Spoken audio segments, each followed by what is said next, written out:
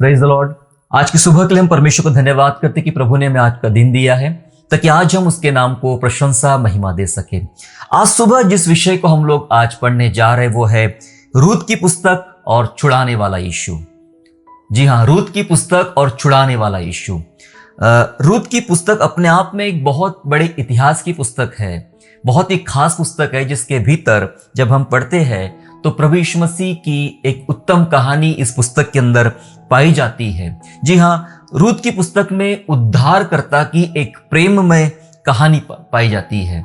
उद्धारकर्ता यीशु मसीह ने जो हमसे प्यार किया, जो योजना बना के रखा था, जो हमारे खातिर उसने जो प्यार किया, समर्पण किया, इन सब बातों को इस पुस्तक में हम देख सकते हैं। इस पुस्तक में प्रभु यीशु मसीह के उस उत्तम प्यार को।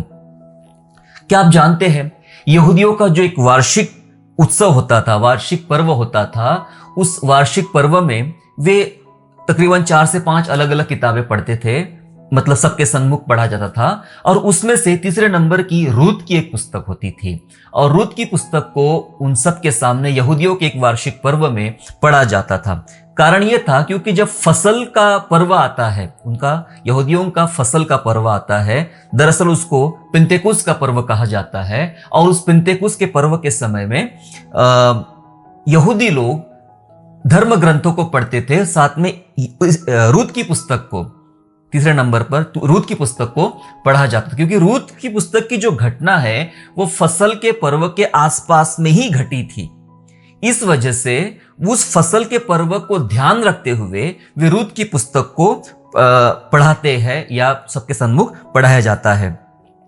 लेकिन समस्या यहां पर यह है कि हर साल रूत की पुस्तक को यहूदियों के सामने पूर्ण रूप से पढ़ने के बावजूद भी कई बार वे लोग परमेश्वर के प्यार को नहीं समझ पाते, उद्धारकर्ता की महान योजना को नहीं समझ पाते थे। हालांकि पुराने समय से ही, पुराने नियम से या पुराने समय से ही परमेश्वर अपने उद्धार की बात को दर्शा रहा था, प्रकट कर रहा था। जब आप रूत की पुस्तक को ध्यानपूर्वक समझते हैं तो उस रूत की पुस्तक में छोटी सी किताब है, एकदम छोटी सी पुस्तक, उस छोटी सी पुस्तक में आपको परमेश्वर उद्धारकर्ता प्रभु यीशु मसीह के महान प्यार को हमें देखने को मिलता है। और ये पुस्तक लगातार यहूदियों के बीच में पढ़ी जाती है, लेकिन वे उद्धारकर्ता यीशु मसीह के उस सच्चे ज्ञान को, उस सच्चे प्रेम को वे ना महसूस कर पा रहे हैं, ना वे उसको स्वीकार कर पा रहे हैं। लेकिन आज कलीसिया यदि तैयार है इन बातों को जानने के लिए, तो आज हम ध्यानपूर्वक इस पुस्तक को समझने का प्रयास करेंगे। जी हाँ, दरअसल ये इतनी छोटी पुस्तक जिसमें केवल 4 अध्याय है, ये 4 अध्याय की पुस्तक में बहुत सी उत्तम बातें लिखी गई है। इस पुस्तक की शुरुआत होती है एक दुर्भाग्य से। रूत की पुस्तक की शुरुआत होती है दुर्भाग्य से। थोड़ा सा हमें पृष्ठभूमि समझना पड़ेगा रूत की पुस्तक की, तब जाके हम उद्धारकर्ता प्रभु यीशु मसीह की तरफ आगे बढ़ सकते हैं। रूत की पुस्तक की जो शुरुआत होती है एक दुर्भाग्य से होती है। क्या दुर्भाग्य कि बैतलहम में, यहूदा के बैतलहम में एक परिवार रहता था, एलीमेलेक जिसका नाम था और उसकी पत्नी का नाम था नाओमी। एलीमेलेक और नाओमी, बैतलहम में अकाल पड़ा और एलीमेलेक और नाओमी अपने दोनों बच्चों के साथ, उनके 2 बेटे थे, महलोन और किल्योन, ये 2 बेटे थे। और ये महलोन किल्योन को लेकर, नाओमी को लेकर एलीमेलेक निकल पड़ता है मोआब देश की तरफ में। हालांकि ये बहुत ही धर्मी परिवार पाया जाता है, ये बहुत ही अच्छा परिवार पाया जाता है, लेकिन अकाल के समय, मुश्किलों के समय वो परिवार मोआब में जाके बसा ताकि वहां उनकी व्यवस्था हो सके। हम देखते कुछ ही समय में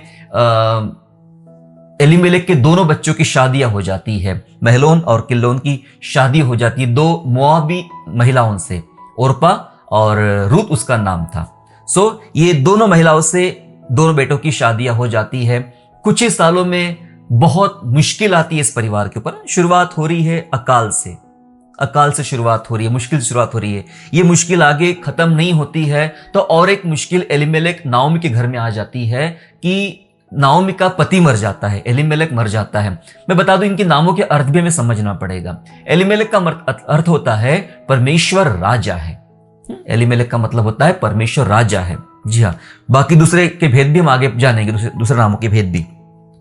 कुछ समय के बाद में नाओमी के दोनों पुत्र महलोन और किल्योन, ये दोनों की मृत्यु हो जाती है। अब उनके घर में बची है 3 पुरुष घर के चले गए हैं और 3 महिलाएं बची हुई है, एक नाओमी, एक ओर्पा और दूसरी रूत।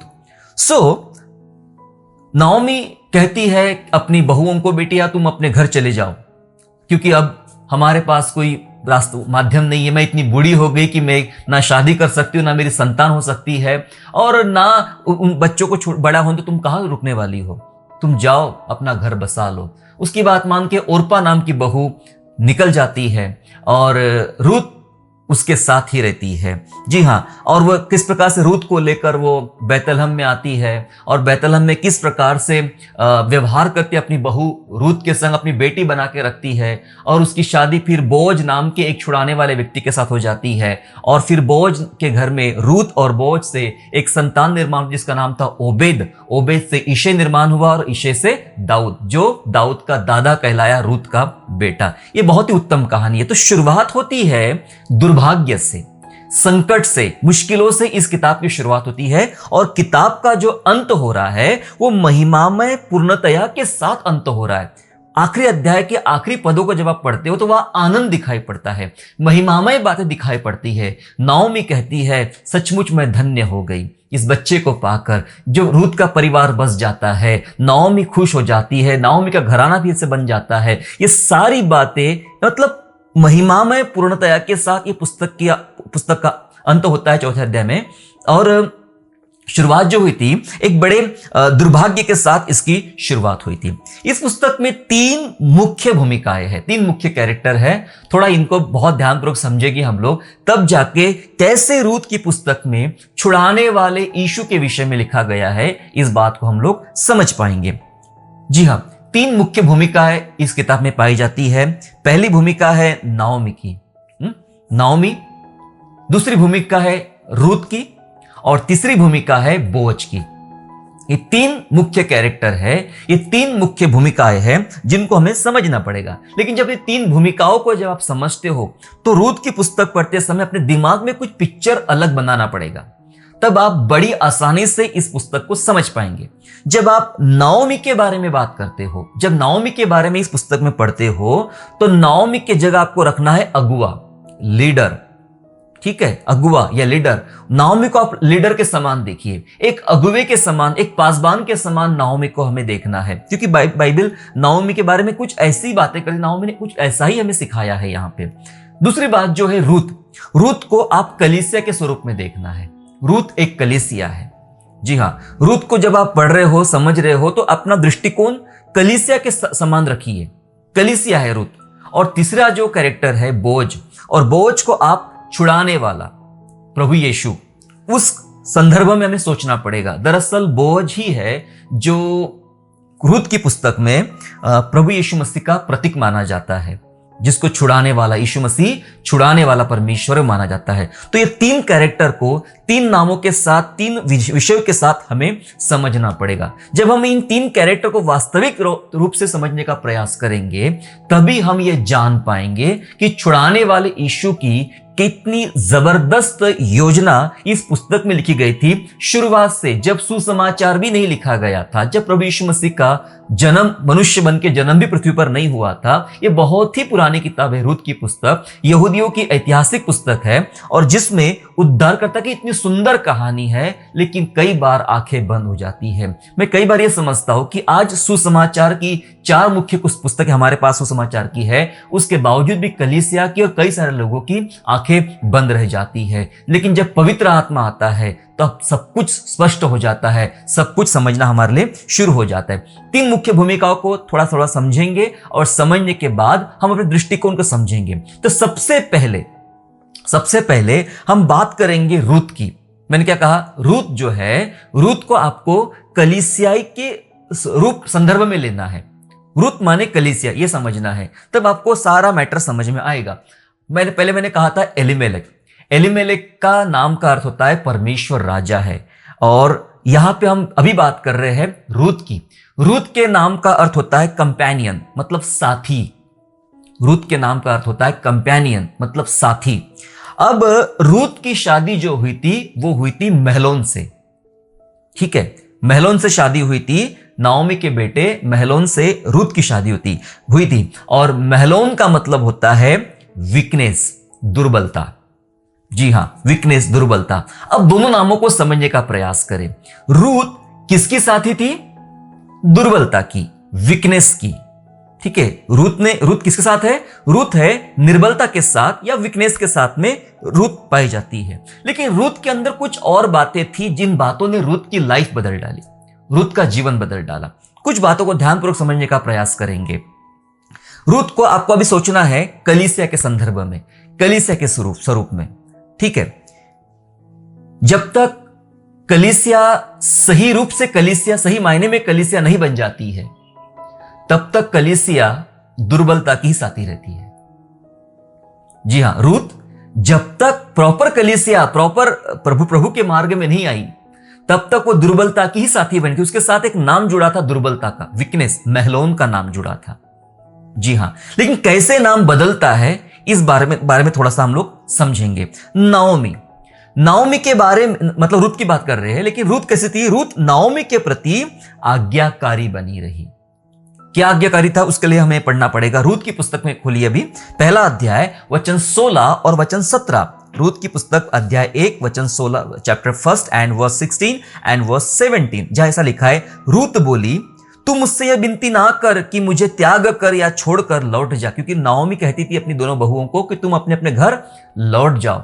एक तो चली गई, लेकिन रूथ ने बोला कि तू मुझसे यह विनती ना कर कि मुझे त्याग कर या छोड़कर लौट जा, क्योंकि जिधर तू जाए उधर मैं भी जाऊंगी, जहां तू टिके वहां मैं भी टिकूंगी, और तेरे लोग मेरे लोग होंगे, तेरा परमेश्वर मेरा परमेश्वर होगा। जहां तू मरेगी वहां मैं भी मरूंगी, और वही मुझे मिट्टी भी दी जाएगी। यदि मृत्यु को छोड़ और किसी कारण से मैं तुझसे अलग हूं, तो यहोवा मुझसे वैसा ही वरन उससे भी अधिक करे। क्या आज्ञाकारिता है! एक बहू की आज्ञाकारिता एक सास के प्रति। जब आप एक बहू की आज्ञाकारिता सास के प्रति देख रहे हो, तो मैंने पहले कहा कि आपको सीधा सीधा नहीं समझना है। अब बिब्लिकल तौर पे, कलीसियाई तौर पे हमें सोचना है। रूथ, सबसे पहले रूथ की आज्ञाकारिता हमें पाई जाती है अपने अगुवे के प्रति। वो बाद में उसका अगुवा बनी, नाओमी उसका अगुवा बनी, है ना। आज्ञाकारी थी वो कि मैं तेरे साथ जो संबंध मेरा जुड़ा हुआ है वो जीवन भर ये संबंध बना रहेगा, मैं तुझसे अलग नहीं हो सकती है, तू जहां चलेगी मैं वहां चलेगी। दरअसल वो नाओमी को नहीं कह रही है, दरअसल वो अपने परमेश्वर को कह रही है। दरअसल नाओमी से जंप करके परमेश्वर से बात कर रही है। दरअसल वो अपने अगुवे से, जो उसको समझाने वाला आगे चल के, जो उसका अगुवा बनने वाला है, बनने वाली है, उसके साथ उसका वार्तालाप हो रहा है। ये आज्ञाकारिता बताई जा रही कि ये मेरी तेरे साथ ऐसी आज्ञाकारिता है कि मौत को छोड़ और किसी भी बात से मैं तुझसे अलग नहीं हो सकती हूं।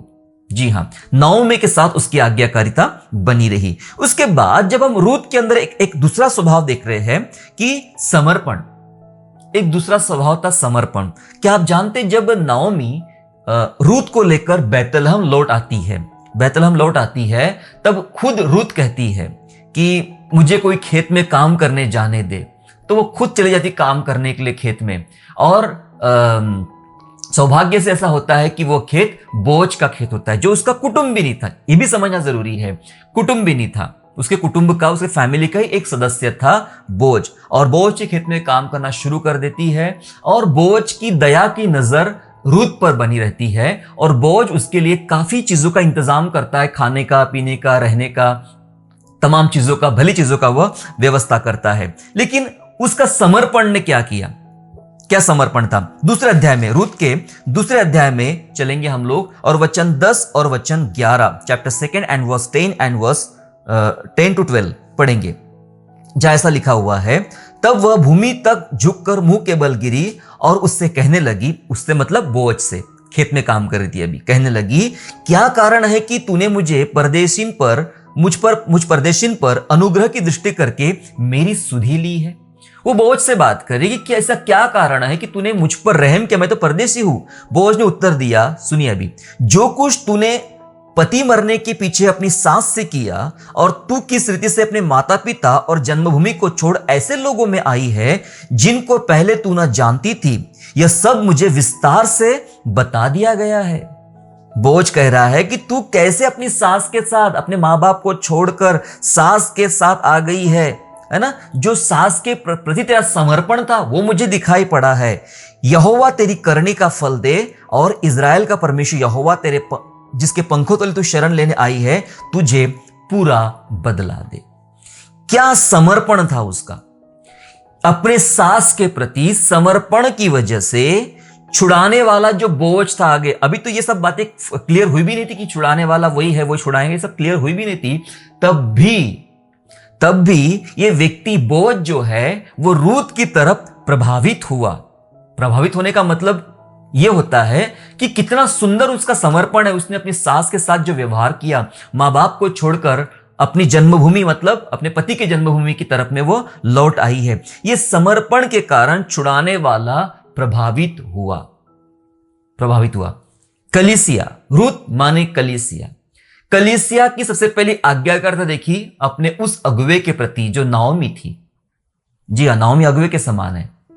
आज्ञाकारिता, एक आज्ञाकारिता। दूसरी बात समर्पण, रूत का समर्पण के कारण छुड़ाने वाला प्रभावित हुआ। मेरे प्यारो, जब आपका समर्पण होता है अपने लोगों के प्रति, अपने सेवा के प्रति, अपने कामों के प्रति, जी हां, जब वो समर्पण होता है, वो समर्पण देखकर परमेश्वर पिता जो सचमुच यीशु मसीह हमारा छुड़ाने वाला है, वो प्रभावित होगा हमारी तरफ आपके और मेरे समर्पण को देखकर। तीसरी और बहुत ही खास बात रूत के अंदर पाई गई थी, क्योंकि अभी हम पहले रूत के बारे में बात कर रहे हैं। रूत के अंदर पाई गई थी और वो है प्रार्थनाशील परिश्रम। प्रार्थनाशील परिश्रम, और ये प्रार्थनाशील परिश्रम के कारण उसने अपने छुड़ाने वाले के पास पूर्णतया शरण प्राप्त किया। पढ़ेंगे हम लोग, तीसरा अध्याय निकालेंगे, रूत की पुस्तक तीसरा अध्याय और वचन 9 और वचन 10 में आपके लिए पढ़ना चाहता हूं। जहाँ इस प्रकार लिखा है, उसने पूछा तू कौन है? तब वह बोली, मैं तो तेरी दासी हूं, तू अपनी दासी को अपनी चद्दर उड़ा दे, क्योंकि तू हमारी भूमि का छुड़ाने वाला कुटुंबी है। उसने कहा, हे बेटी, यहोवा की ओर से तुझ पर आशीष हो, क्योंकि तूने अपनी पिछली प्रीति पहली से अधिक दिखाई, क्योंकि तू क्या धनी क्या कंगाल किसी जवान के पीछे नहीं लगी। नियम यह था, उस समय का नियम यह था कि जब अपनी बात किसी पर प्रकट करना है या अपनी बात को बताना है, तो जो व्यक्ति सोया है उसके थोड़े पांव खोलकर, मतलब जो ओढ़ना होता है उसे खोलकर उसके पांव के पास बैठ जाए या पड़ जाए, तब पहली नजर उस व्यक्ति की उस पर पड़ेगी तो वह उस पर दया दृष्टि करेगा। जी हां, इस बारे में जब समझते हम लोग, तो किसी भी प्रकार की अशुद्धता हमारे मन में, विचार में नहीं होना चाहिए। और वहां पर भी ऐसा ही था, ऐसी कोई अशुद्धता उनके मन में या इस परंपरा में नहीं थी, पर यह नियम था। और ये किसने बताया था? ये नाओमी ने बताया था ऐसा करने के लिए। उसे पता चल गया था कि बोझ ही होगा हमारा छुड़ाने वाला, और उसने उसको सजेशन दिया कि तू जाके ऐसा ऐसा कर। वो जाती है और उसके पांव का जो ओढ़ना होता है, चादर, वो थोड़ा सा सरका के वही पांव के पास बैठ जाती है, और जब उसकी नजर उस पर पड़ती है तो बोझ उससे कहता है, रूत उसको जवाब देती है, तू अपनी दासी पर चादर उड़ा दे। कहने का मतलब तेरे पांव के ऊपर जो चादर उड़ाई गई है, मैंने हटाई है, मैं विनती करती हूं कि मेरे ऊपर तेरी चादर उड़ा दे। चादर का मतलब होता है संरक्षण, सहारा, सुरक्षा। वो मुझे तू दे दे, क्योंकि तू मेरा, हमारा छुड़ाने वाला कुटुंबी है। छुड़ाने वाला कुटुंबी क्या होता है, इसको भी समझना पड़ेगा हमें।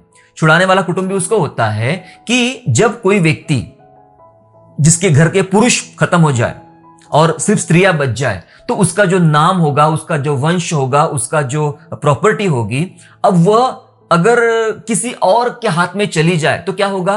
प्रॉपर्टी के साथ जो आपका नाम जुड़ा हुआ है या खेती मकान जो भी होंगे, वो सब खत्म हो जाएगा, वो आपका नहीं कहलाएगा, वो दूसरे वाले का हो जाएगा। ठीक है। दूसरी बात जो होती है कि यदि इसके घर में अब कोई पुरुष बच्चा ही नहीं है और कोई संतान इनके घर में ना हो, तो उस व्यक्ति का नाम भी खत्म हो जाएगा जिस व्यक्ति का ये वंश चल रहा था। ये किसका वंश था? ये एलीमेलेक का वंश चल रहा था, जिसका मतलब था परमेश्वर राजा है।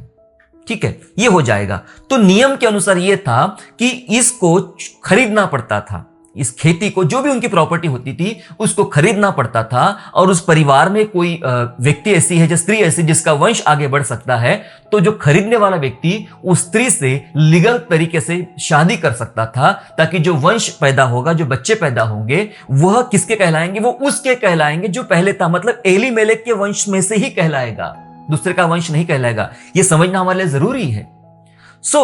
ये हमारी संपत्ति, हमारी मकान, मैं किसी और के हाथ में ना चली जाओ, तो छुड़ाने वाला कुटुंबी तू है। पांव के ऊपर से चादर सरकाई गई ताकि मेरे कंधे पर, मेरे सिर पे चादर आ जाए, शरण आ जाए, या फिर सुरक्षा आ जाए। इसके लिए एस्तर ने वो करने का प्रयास किया।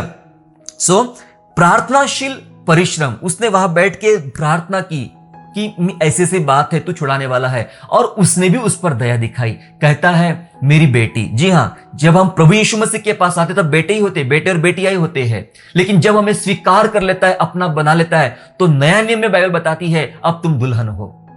ये पहले बेटी थी और बाद में दुल्हन बन जाती है बोझ की ही। हमने रूत के बारे में 3 बातें हमने देखा था। एक आज्ञाकारिता, दूसरा समर्पण, और तीसरा प्रार्थनाशील परिश्रम। ये कलीसिया है, रूत एक कलीसिया है। यदि कलीसिया के अंदर आज्ञाकारिता है, यदि कलीसिया के अंदर समर्पण है, यदि कलीसिया के अंदर प्रार्थनाशील परिश्रम है, तो निश्चय कलीसिया अपने छुड़ाने वाले यीशु मसीह को अपनी तरफ प्रभावित कर देंगी। कहां से आई है रूत? रूत मोआब से आई है। किससे शादी हुई थी? महलोन से, मतलब वीकनेस से, दुर्बलता से शादी हुई थी। वो किसकी साथी थी? उसका नाम का मतलब बताया साथी। रूत किसकी साथी थी? दुर्बलता की साथी थी। लेकिन दुर्बलता से अब वो कहीं और निकल रही है, उसे समझने का प्रयास करें। ये था हमने रूत के बारे में सीखा। अब हम सीखेंगे नाओमी के बारे में। नाओमी का मतलब होता है प्लेजेंट, मनोहर। जी हां, जब हम नाओमी के बारे में पढ़ रहे थे, नाओमी के बारे में जानना भी जरूरी है। नाओमी का मतलब है प्लेजेंट या फिर मनोहर, हिंदी में हम उसको कह सकते हैं। और मैंने कहा था कि नाओमी को कैसे सोचना है। नाओमी एक अगुवे के समान है, एक अगुवे के समान सोचना है नाओमी को। और अगुवे के समान ही नाओमी ने अपनी कलीसिया को लीड किया, अपने लोगों को लीड किया। मतलब नाओमी के पास कलीसिया मतलब रूत थी, और रूत को उसने किस प्रकार से लीड किया। तीसरा अध्याय निकालेंगे, रूत की पुस्तक का तीसरा अध्याय और पहला वचन, जहां पे ऐसा लिखा है, सुनिए। उसकी सास नाओमी ने उससे कहा, हे मेरी बेटी, क्या मैं तेरे लिए ठाव ना ढूंढूं कि तेरा भला हो? देखो एक ऐसी सांस है, एक लीडर के समान, एक पासवान, एक अगुवे के समान है, जो कलीसिया की चिंता कर रही है। कलीसिया की चिंता कैसी है? क्या मैं तेरे लिए ठाव ना ढूंढूं, तेरा ठिकाना ना ढूंढूं कि जिससे तेरा भला हो। एक अगुवा, एक लीडर होने के नाते नाओमी चिंता कर रही है अपनी कलीसिया की, कि उसके लिए कई ठिकाना मिलना चाहिए। दरअसल यही चिंता पौलुस की भी थी। जब हम बाइबल में नए नियम में पढ़ते हैं 2 कोरिन्थियंस चैप्टर 11 एंड वर्स 2 में, तो पौलुस भी कुछ ऐसी बातें करता है जहां इस प्रकार से लिखा हुआ है, क्योंकि मैं तुम्हारे विषय में ईश्वरीय धुन लगाए रहता हूं, इसलिए कि मैंने एक पुरुष से तुम्हारी बात लगाई है कि तुम्हें पवित्र कुंवारी की नाई मसीह को सौंप दूं। पौलुस भी वही बात करा कलीसिया के संदर्भ में, कि एक पुरुष से तुम्हारी बात चलाई है कि तुम्हें मसीह पवित्र कुंवारी के समान उसको सौंप दूं। और नाओमी, क्योंकि पौलुस नए नियम की कलीसिया का एक महत्वपूर्ण अगुवा है, यहां पे नाओमी एक अगुवे के समान है, जो रूत के बारे में, कलीसिया के बारे में बात करती कि मैं तेरे लिए ठाव ना ढूंढूं, ठिकाना ना ढूंढूं कि जिससे तेरा भला हो। उसको चिंता है, पौलुस को चिंता थी कलीसिया की, नाओमी को चिंता है कलीसिया की, मतलब रूत की, कि उसके लिए कहीं ठिकाना ना ढूंढो। जी हां मेरे प्यारो, आज ऐसे अगुवे की बहुत ज्यादा जरूरत है, जो अपनी मंडली को, अपनी कलीसिया को प्रभु यीशु मसीह की तरफ प्रभावित करे, अपनी तरफ नहीं, प्रभु की तरफ प्रभावित करे। ऐसे अगुवों की जरूरत है जो ऐसे चिंता करे अपने लोगों के विषय में, कि जिनको मसीह के स्वरूप में आगे बढ़ाने के लिए मदद करे। पौलुस एक जगह ऐसा कहता है कि मैं जच्चा के समान पीड़ा महसूस करता हूं जब तक तुम मसीह का स्वरूप ना बन जाओ। यहां पे नाओमी वैसा काम करी। नाओमी ने रूत को दिशा दिखाई। जी हां, पढ़े तीसरा अध्याय रूत का और 4वां वचन, जहां इस प्रकार लिखा है 3:4 में, जब वह लेट जाए तब तू उसके लेटने के स्थान को देख लेना, फिर भीतर जा भीतर जा, उसके पांव उधार के लेट जाना, तब वही तुझे बताएगा कि तुझे क्या करना चाहिए। क्या लीडरशिप है ना। नाओमी रूथ को बता रही है, दिशा दिखा रही कि अब तुझे क्या करना है। वो खलियान में ही सो गया था बोअज, और वहां जाकर उससे बात करने के लिए बताया। क्या सिस्टम था उनका, ये करने के लिए बताया। ये रूथ को एक दिशा दिखा रही है, दरअसल कलीसिया को दिशा दिखा रही है। अगुवे का काम यही होता है कि कलीसिया को दिशा दिखाना, परमेश्वर की तरफ उनको आकर्षित करना, परमेश्वर के मार्ग में आगे बढ़ने के लिए आकर्षित करना, यह अगुवे का काम था। छोटा नन्हा बालक शमूएल को भी यह नहीं पता था कि परमेश्वर बात कैसी करता है। एली याजक ने बताया उसको कि जब अगली बार तुझे कोई आवाज आए तो उसका उत्तर देना कि बोल यहोवा तेरा दास सुन रहा है। वह दिशा दिखा रहा है। नाओमी का काम है कलीसिया को यानी रूथ को दिशा दिखाना। आज अगुओं का काम है दिशा दिखाना, प्रभु की तरफ प्रभावित करना। उसको भेजा बोअज के पास में, तो ऐसा ऐसा कर, प्रभु की कलीसिया की तरफ, प्रभु की तरफ प्रभावित किया रूथ को उसकी सास ने। आज ऐसे अगुओं की आवश्यकता है मेरे प्यारो, जो कलीसिया को, लोगों को, बिलीवर्स को, आने वाले विश्वासियों को अपनी तरफ प्रभावित ना करे, लेकिन उद्धारकर्ता प्रभु यीशु मसीह की तरफ प्रभावित करे। ये भूमिका निभाई थी नाओमी ने, और उसका नाम था मनोहर, प्लेजेंट। मुझे बहुत ही अच्छा लगता नाओमी का नाम। नाओमी के नाम के साथ जो बात जुड़ी हुई है, दरअसल इसकी पृष्ठभूमि ऐसी नहीं है। ये ऐसी औरत है जो अपना पति खो चुकी है। ये ऐसी औरत है जिसने अकाल के दिन देखे हैं। ये ऐसी औरत है जिसने अपने दोनों बेटों को भी खो चुकी है ना। एक ऐसी औरत है, फिर भी उसका नाम मनोहर है। ये बात मुझे एक बात सिखाती है, अगुओं के जीवनों में, पासबानों के जीवनों में पीठ पीछे समस्याएं बहुत होंगी, आपके विरोधी बहुत होंगे, आपके खिलाफ बात करने वाले बहुत होंगे, आपको बहुत सारी विपत्तियों से गुजरना पड़ेगा, लेकिन आपका चरित्र मनोहर होना चाहिए, प्लेजेंट होना चाहिए, और आपने अपनी भूमिका नहीं भूलना है।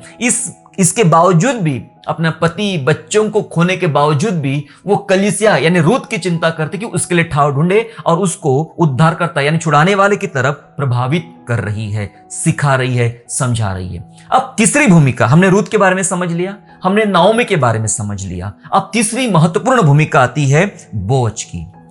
जी हां, तीसरी महत्वपूर्ण भूमिका है बोअज की, और बोअज के नाम का अर्थ होता है, आपको सुनकर बहुत मजा आएगा, बोअज के नाम का अर्थ होता है इन हिम स्ट्रेंथ, मतलब उसमें सामर्थ है। किसमें? परमेश्वर में। परमेश्वर में सामर्थ है, इन हिम स्ट्रेंथ, उसमें सामर्थ है। जी हां, ये बोअज के नाम का अर्थ है। अब ये कैसे छुड़ाने वाला बना, है ना? बोअज ही कैसे छुड़ाने वाला बना, ये बात को थोड़ा समझना पड़ेगा हमें अभी। चलिए हम निकालते हैं, चौथा अध्याय चलेंगे जल्दी से, फिर समझेंगे। चौथा अध्याय और वचन 9 और वचन 10 हम लोग पढ़ेंगे।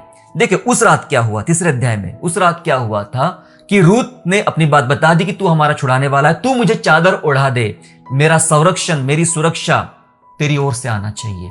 रिक्वेस्ट किया, प्रेयर किया, परिश्रम किया, और उसको खाली हाथ नहीं भेजा।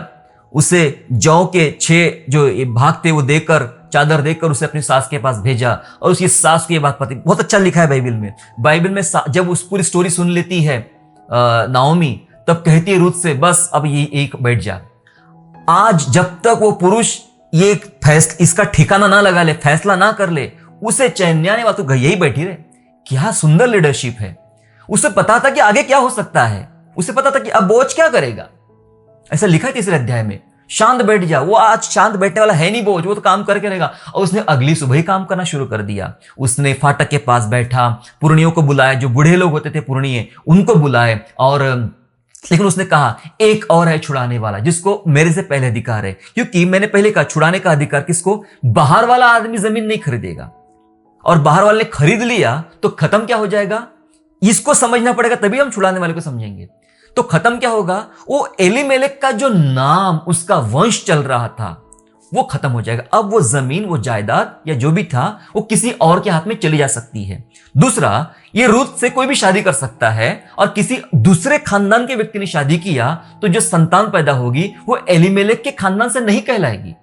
इसलिए नियम यह था कि परिवार से ही कोई सदस्य जो योग्य हो वो उसको खरीदेंगे। तो बोझ से पहले और एक आदमी था जिसको अधिकार था, प्राथमिकता उसको दी जा सकती थी कि ये खरीदे। तो उस आदमी को भी बुला लिया गया और उस आदमी को बुलाया और बोझ ने बात रखी, देखो भाई ऐसी ऐसी बात है, तो तू तेरा अधिकार है, तू ये जमीन मोल ले, तू कि कुटुंबी आदमी है और रुत से भी तुझे शादी करना पड़ेगा, सब कुछ ये होगा।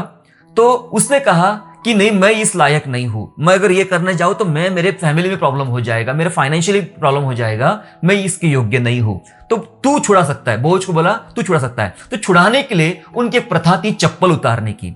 जब आप इसको लय व्यवस्था विवरण में पढ़ते हैं तो इसका मतलब यह था, चप्पल व्यक्ति जो उतार के देगा सामने वाले को, इसका मतलब यह था कि अब वो अधिकार मेरे हाथ में नहीं रहा, मैं वो अधिकार मेरे हाथ से तेरे हाथ में हवाले कर रहा हूं। तो उस व्यक्ति ने अपनी जूती उतार के बोझ के सामने रख दी और तमाम जो बूढ़े लोग वहां बैठे हुए थे उसके सामने यह फैसला किया गया कि अब छुड़ाने वाला बोझ बनेगा। तो चौथे अध्याय का 9 और 10 वचन ऐसा कहता है, सुनिएगा, चौथे अध्याय का 9 और 10 वचन। तब बोझ ने वृद्ध लोगों और सब लोगों से कहा, तुम आज इस बात के साक्षी हो कि जो कुछ एलीमेलेक का और जो कुछ किल्योन और महलोन का था वह सब मैं नाओमी के हाथ से मोल लेता हूं।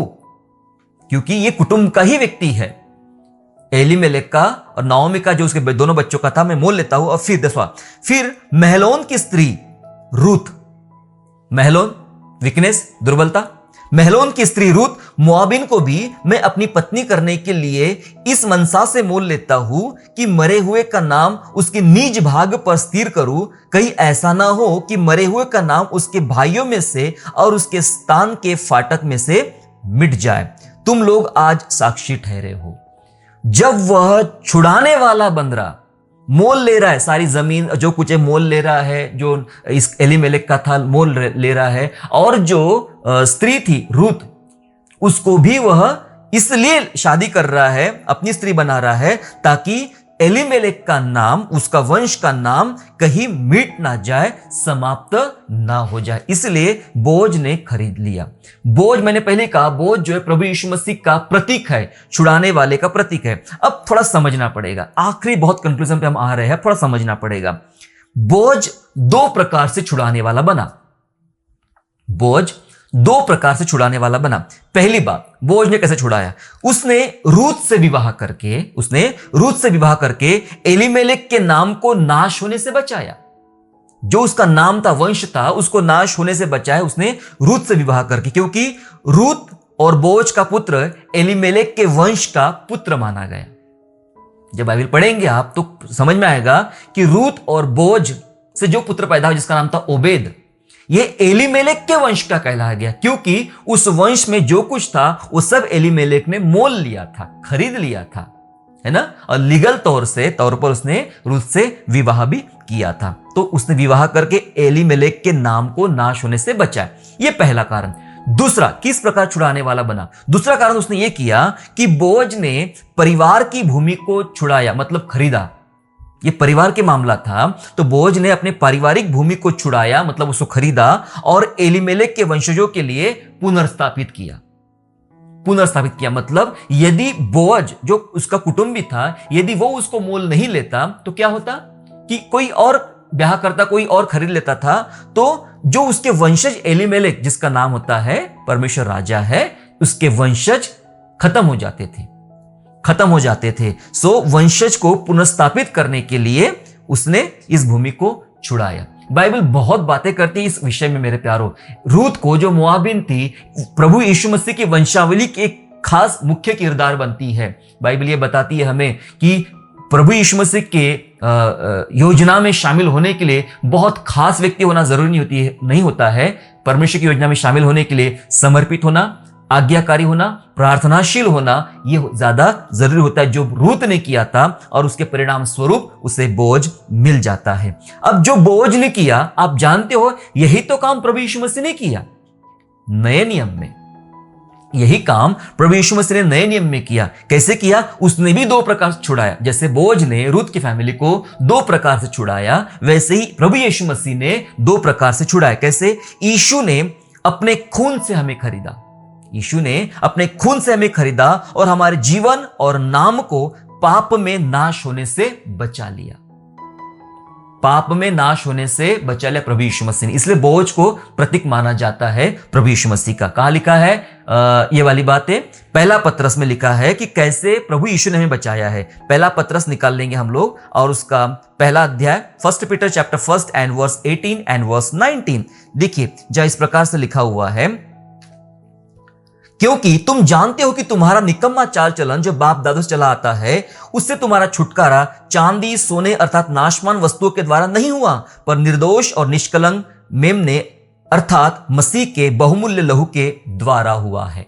जी हाँ, हमारा छुटकारा, मतलब छुटकारा का मतलब मेरे ख्याल से अभी आपको समझ में आ गया छुटकारा किसे कहते हैं। जैसे बोझ ने छुटकारा दिलाया, छुड़ाया, वैसे प्रभु यीशु मसीह ने खून से हमको जीवन को खरीदा ताकि हमारा जीवन और नाम पाप में नाश ना हो जाए। वरना अगर यीशु हमें खरीदता नहीं तो हम पाप में नाश हो जाते, हमारा नाम खत्म हो जाता था। हमें बचाने के लिए उसने अपना प्राण दिया। दूसरा, जैसे बोझ ने किया था, बोझ ने क्या किया था?